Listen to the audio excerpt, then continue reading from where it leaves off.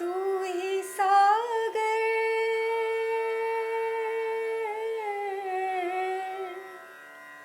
तू ही सागर है तू ही किनारा ढूंढता है तो किसका सहारा ढूंढता है तो किसका सहारा। વડીલો એવું કહેતા કે ભગવાનના સ્થાનકો તો દુર્ગમ સ્થળે જ હોય, ત્યાં પહોંચવું અઘરું હોવું જોઈએ, અને હતું જ.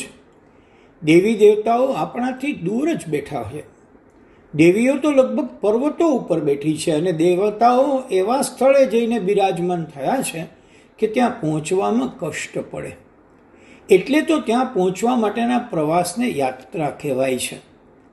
જો તમે મુશ્કેલી ભોગવીને, પરસેવો પાડીને ઈશ દર્શને જાઓ તો તમને સાચો પ્રસન્નતાનો અનુભવ થાય. પણ આપણે હિન્દુત્વના નામે દરેક દેવસ્થાન ઉપર એવું અતિક્રમણ કરી રહ્યા છીએ કે જેમાં દેવસ્થાન નાનું અને સવલતોના ભવનો ખૂબ મોટા બની રહ્યા છે. વર્ષો પહેલાં ઉત્તરમાં જ્વાલાજીની અચાનક મુલાકાત લેવાનું બનેલું, ત્યારે એટલી અદ્ભુત રીતે જ્વાલાઓ સ્વયંભૂ પર્વતના નાનકડા ગુખલાઓમાંથી નીકળતી ભાળી હતી. ત્યાં કોઈ મૂર્તિ નથી, ત્યાં માત્ર જ્વાળાઓ છે. પછી એક સમયે શ્રી મોરારી બાપુની રામકથાનું ત્યાં આયોજન થયું, ત્યારે ફરી જવાનું બન્યું તો આખું દૃશ્ય પલટાઈ ગયું છે. તરફ બેરિકેડ બનાવીને કિલ્લા જેવી સ્થિતિ સર્જીને જ્વાલાઓના દર્શન ભાગ્યે જ થાય તેવો યાત્રાધામનો વિકાસ થયેલો જોઈને દુઃખ થયું.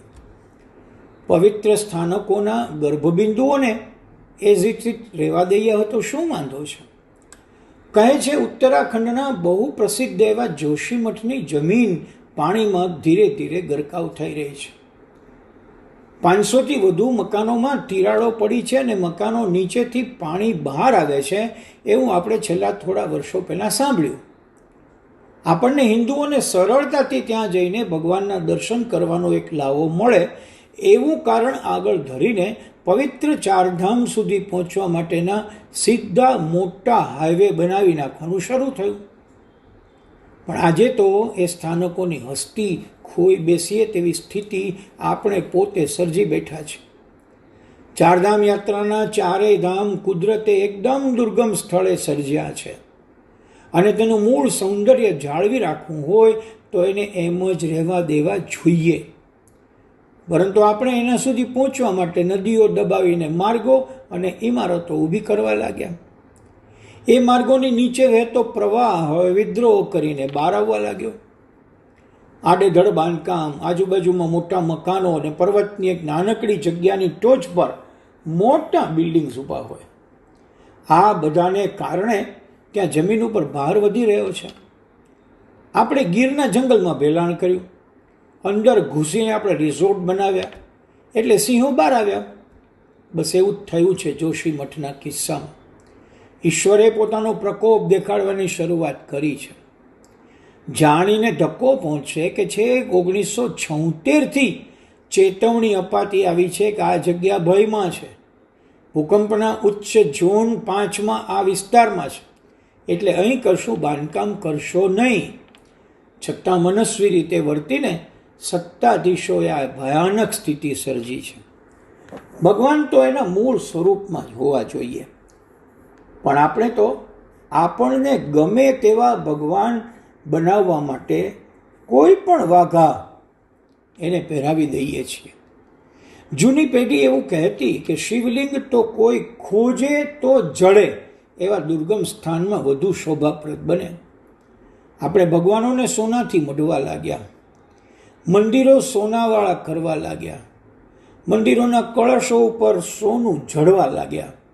એટલે આપણા ભગવાનને જાહો જલાલીવાળા બનાવીને જોવાનું પસંદ કરવા લાગ્યા. આ ભક્તિ નથી, ભગવાન ભાવનો ભૂખ્યો છે એવું ભગવાને ખુદ આપણા શાસ્ત્રોમાં કહ્યું છે. પણ આપણે વિકાસની વાતને ભગવાન ઉપર ઠોકી બેસાડવા માટે તત્પર બન્યા છીએ. પરિણામે જોશીમઠ જેવા ઉત્તમ અને પવિત્ર સ્થળને જોખમમાં મૂકી દીધું. કેટલાય વર્ષો પહેલાં નાની ઉંમરમાં જેમણે શાસ્ત્રોમાં એક ક્રાંતિ સર્જી આપી તે આદિ શંકરાચાર્ય દક્ષિણ ભારતમાંથી ઉત્તર ભારતમાં આવેલા દેવસ્થાનોએ કેવી રીતે પહોંચ્યા હશે? જરા વિચાર તો કરીએ. ત્યારે રસ્તા ક્યાં હતા? એને કેટલા વર્ષો લાગ્યા હશે? આ બધા પ્રશ્નોના જવાબ મળે તો આપણને ખ્યાલ આવે કે જ્યાં પરિશ્રમ નથી, જ્યાં પ્રસ્વેદ નથી, જ્યાં તકલીફો નથી, ત્યાં ભગવાનના દર્શનમાં મજા પણ નથી. દુર્ગમ દેવસ્થાનો પર પહોંચવા માટે સીધા હેલિકોપ્ટરથી ઉતરી શકાય તેવી સગવડ માણસે ભૂલથી કરવાની શરૂઆત કરી અને એનો બદલો ઈશ્વરે આપણને ત્યાં પર્વતો ખસી જવું અને જોશીમઠની નીચેથી પાણી નીકળવું એવી રીતે આપ્યો. પૂજ્ય શ્રી ડોંગરે મહારાજે ભાગવત કથામાં એવું કહ્યું છે કે યાત્રાધામ ઉપર જઈને તમે તમારી કામ વિલાસની વાસનાઓને ભોગવવા લાગ્યા છો એટલે ભગવાન નારાજ છે. વાતને સાચી માનવા જેવું છે, કારણ કે જોશીમઠનો દાખલો આપણી સમક્ષ છે. तू ही सागर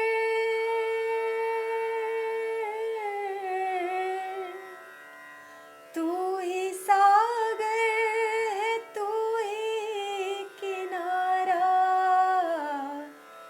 ढूंढता है तो किसका सहारा ढूंढता है तो किसका सहारा